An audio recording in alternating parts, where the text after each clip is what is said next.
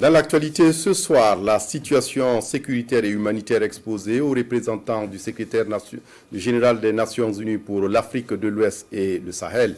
Il est question de présenter les avancées dans la lutte contre le terrorisme et d'insister sur la nécessité de soutenir le Burkina Faso face au terrorisme et la crise humanitaire. 6 membres du gouvernement burkinabé ont donc échangé avec la délégation onusienne. Le point avec Lazare Lambert-Soma.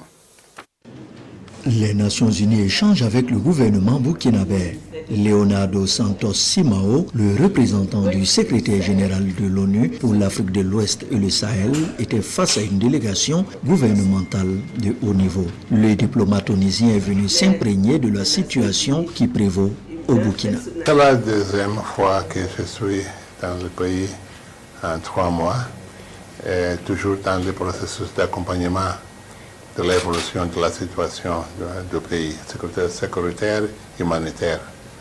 Et les Nations Unies sont pour la paix, sont pour la stabilité. Nous avons des échanges de l'évolution de la situation. Sans langue de bois, les membres du gouvernement ont présenté la situation marquée par des évolutions dues à l'engagement des forces combattantes sur le terrain et la mobilisation générale du peuple burkinabé derrière les autorités pour vaincre le terrorisme. La partie gouvernementale a exprimé des attentes telles que la prise de résolution dans le sens de mobiliser la communauté internationale derrière le Burkina Faso et de lever les blocages pour permettre au pays d'acquérir le matériel nécessaire. Il faut aider les pays à combattre le terrorisme.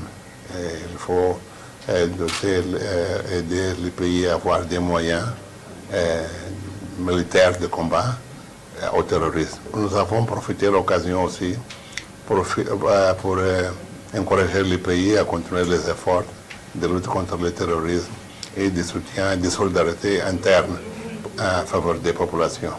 Avant cette rencontre, les communautés religieuses ont été invitées à donner leur lecture de la situation sécuritaire du pays et leurs attentes vis-à-vis de l'ONU. Les représentants de la conférence épiscopale Burkina-Niger, de la Fédération des églises et missions évangéliques et de la communauté musulmane ont tous reconnu les efforts consentis au quotidien par les autorités actuelles pour le retour de la paix et de la sécurité.